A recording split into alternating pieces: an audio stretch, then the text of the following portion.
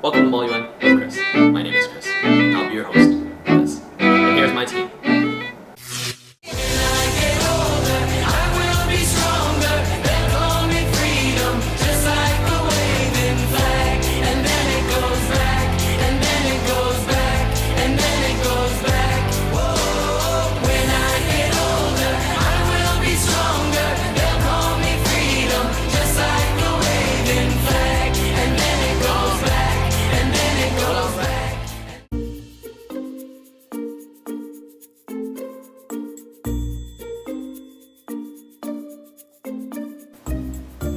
Alright, crisis staff, let's go over this. This is probably going to be my last video for the night, so yeah, let's talk about how you're going to chair crisis and what the role of the crisis staff is.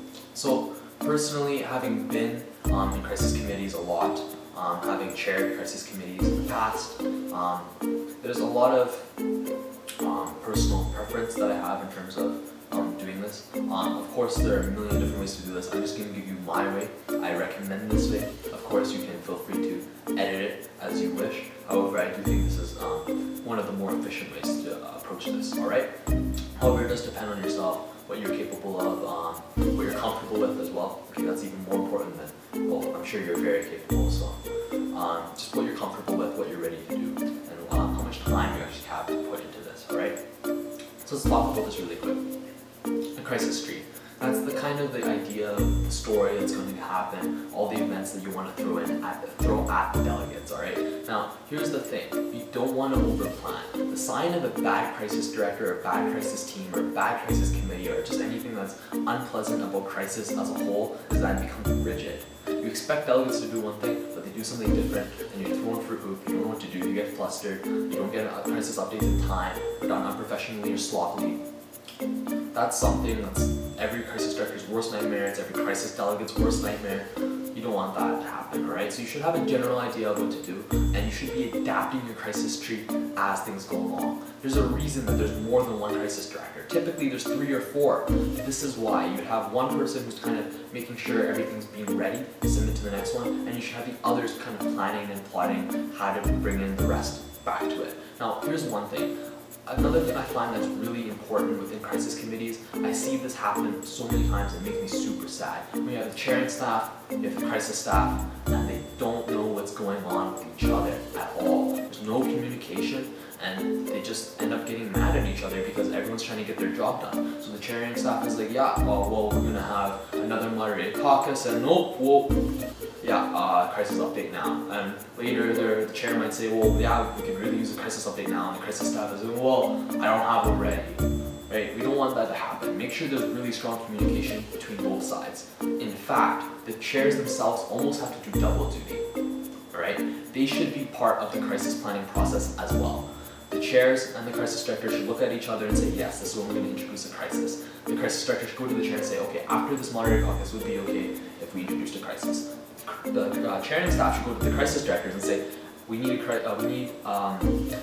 crisis to come in 10 minutes after this moderated caucus, after the next 2 moderated caucuses, after these next few speeches, whatever it might be. Should all be on the same page. The crisis staff should never have to interrupt the chair. The chair should always know what's going on. It should seem really smooth, really professional, and that ensures a good efficiency between both sides, making sure that your party and your team is well versed and communicated. And it's not just that, once you have that kind of bond and teamwork established, where everyone's on the same page, it makes everyone's job a lot easier, right? The rapporteur knows what's going on, the vice chair knows what's going on, plus it also helps choosing the awards also easier. Crisis staff also has to do double duty because they have to help with that element as well, helping the chairs. Particularly also a benefit to having crisis directors is that they can help type up resolutions as they come in, or directives and all that kind of stuff. That's what your other multiple crisis directors are also for, right? Typing things up, making sure things go on the fly. Other tips and tricks, a lot of countries complain often about not being relevant enough. Try to choose broader topics, something such as global terrorism. Every country can really relate to that. If you're making an internalized conflict, say in, Syria is still relevant, and countries should find themselves to be able to make themselves relevant to a situation, but try to throw it in, alright? If you have a Syrian airstrike where a bomb that went off in the marketplace in Aleppo, then throw in a couple Uruguayan nationals that got injured in the blast or something, right? Sometimes it helps countries get motivated. Little tidbits like that can help, and also throw in random events that kind of don't link to each other, but will kind of accumulate at the end. And feel free to have fun with it, but keep it realistic, keep it within the bounds. Again, bounce ideas off each other, alright? Make sure you work together as a team. I cannot stress that enough. If you work well together as a team, it doesn't matter if your crisis tree is a little bit shaky, because you'll be able to cover for each other, you'll be able to work for each other, you'll be able to help each other out. When you have more minds working together, your crisis tree will be fine. As always as well, you can also ask for advice on crisis trees from any other delegates that do participate in crisis committees frequently and give you ideas of what they like. You can look up things online and borrow ideas from there as well. And something that I'd also recommend is when you actually do these crisis updates, you should not only just have crisis updates, you should have things such as newspapers, you should make videos, right? You can do this either ahead of time or in between what we would do at last year's SWCHS month when we were doing the Security Council. We do that during dinner breaks or in between sessions. We keep all the delegates in the room, we film these videos. Phone calls are also really great. Have one of the crisis directors come in, representatives, bringing them in. I've even been taken as a hostage a couple times now, so that's something that's also quite fun.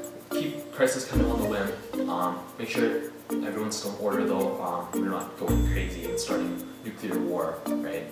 But you should have some fun with this, try to have some liberty, throw in some ideas, do different things. And there's not much else I can say in terms of that.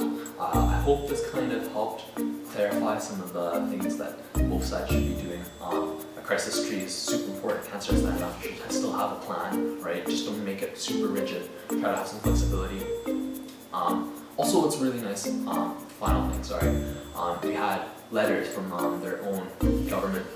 Making sure you have your own government, let you know what's going on is super important. I've had a lot of miscommunication with my own crisis team about that, or with my other crisis teams when I was a delegate. I was trying to remove this defense system in South Korea to disable it in exchange for hostages from North Korea, and then the White House came back at me and said, well, you're not allowed to do that. We would frown upon you if you did that.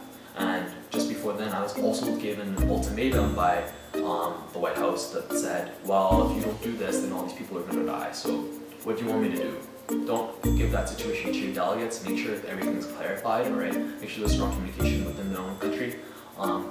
Also, make it up. You should have internet access as well. You can always Google it. Make sure things seem realistic. And don't forget, you can always change things up a bit. They don't have to be exactly as you might think. You can also send information from CIA, MI6, their own spy agencies, their allies, news sources. That's also great. And keep in mind the news sources that you're using, right? If Donald Trump's on Fox News telling something that's different than, let's say, the BBC making a report on something that's happening, alright? So keep that in mind, have some fun with it, work together, crisis trees, letters, communication from their own country to their government, approving action orders, stuff like that. Oh yeah, that's another thing. Not done. Just when you thought you were getting off, and I was gonna stop talking and shut up and let you just get to your crisis tree now. One other thing you should talk about. Reviewing communiques, try to respond how that person would actually respond, alright? Delegates really appreciate that kind of realness to it, and it also makes it very fun as well. It makes you seem very professional. The next thing we should talk about is action orders. Basically, they should be mostly passed. Again, that's communication with their own government. Try to coerce them to where you want them to go. If a delegate is really adamant in sending in things to crisis, then throw loops right back at them, right? Take some shots at them too. And you should be careful that if delegates are doing that, you don't take too many shots that it ultimately brings them onto their downfall. You shouldn't punish delegates for being involved in crisis. That's something that's very important, alright? I've seen that happen in delegates as well. That's not what it's about. Delegates should be doing both. Delegates are being really great speakers, but they're not doing any crisis. That's no good. If they're really good at crisis but not speaking, that's also no good, alright? You need a good balance of both. Otherwise, just kind of gauge it and feel it. In terms of directives, what you would need is typically It depends, I guess, depending on how many delegates you have in a room. With the Security Council itself, you typically need 3 sponsors, and you would need, I think, a total of 2 more signatories or 3 more signatories to get something passed. All right. And other than that, make sure everything's kind of proofread by the chair as well. Sometimes you don't have time to type it up, and that's fine. You just read it out. Gauge it, feel it. Again, really quickly, crisis trees. Communication between yourself and your team. Communication to their own individual delegates, country, government, throwing in other things such as phone calls, newspaper articles, videos, keeping things interesting, making sure you're flexible, understanding how communicates action orders, directives work, and proofreading all of them. And don't screw over delegates just because they're having a lot of fun in crisis and really pushing you in terms of crisis, alright? They deserve some fairness too when it comes to the consideration of that, when it comes to judging and picking up awards. Alright, so bye for now. I hope that helped in terms of chairing crisis committees and for crisis staff. I hope you have a great conference and many great conferences to come. And if you're watching this in future years, I hope this also helped you in determining maybe some other ideas for what you want to do for crisis next year, or if you're participating in crisis